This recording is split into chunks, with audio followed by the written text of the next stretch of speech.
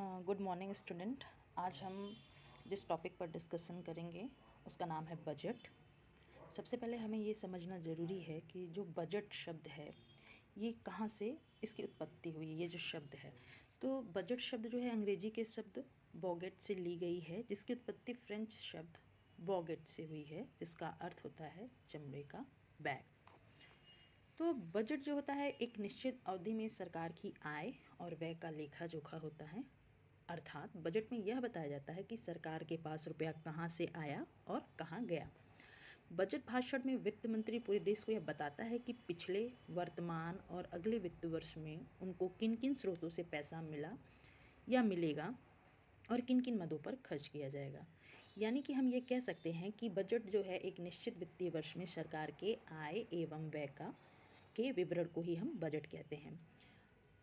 देखिए, बजट जो शब्द है उसका वर्णन तो हमारे कॉन्स्टिट्यूशन में शब्द उस नाम से तो नहीं किया गया है ना, लेकिन हमारे संविधान में आर्टिकल 112 के अंतर्गत जिस शब्द का प्रयोग किया गया है उसका नाम है वार्षिक वित्तीय विवरण, जो कि हम आम बोलचाल भाषा में अब बजट ही कहते हैं। तो भारतीय संविधान के आर्टिकल 112 के अनुसार एक वर्ष का केंद्रीय बजट, जिसे वार्षिक वित्तीय विवरण भी कहा जाता है, उस विशेष वर्ष के लिए सरकार की अनुमानित प्राप्तियों एवं व्यय का विवरण है। राजस्व बजट में क्या करती है सरकार के हम राजस्व प्राप्तियों और व्यय का वर्णन होता है।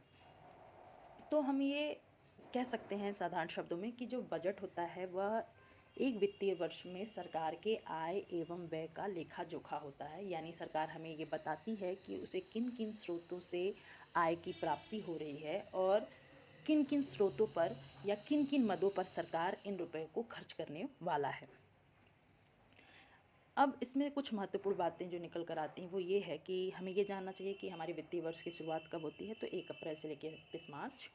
और बजट में क्या केवल एक वर्ष का ही डेटा होता है? नहीं, उसमें 3 वर्षों के आंकड़ों का विवरण होता है, जैसे वर्तमान, भूत और आगामी। यानी जैसे अगर 2022 का बजट है तो उसमें 2021 के भी डेटा होंगे और 2023 के बारे में भी उसमें डेटा होंगे।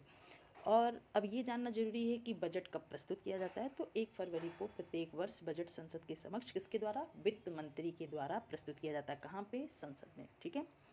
भारत का जो केंद्रीय बजट है, जिसे भारत के संविधान के आर्टिकल 112 में वार्षिक वित्तीय विवरण भी कहा जाता है, हम इसे फरवरी के पहले दिन ही क्यों पेश करते हैं? ताकि हमारा जो वित्तीय वर्ष की शुरुआत है वो अप्रैल है, हम अप्रैल से अपने कार्यों का करने की शुरुआत कर सकें।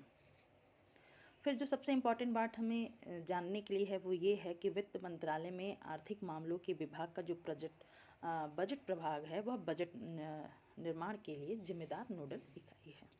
अभी के लिए बस इतना ही। हम अगले वीडियो में अब इसके आगे डिस्कस करेंगे।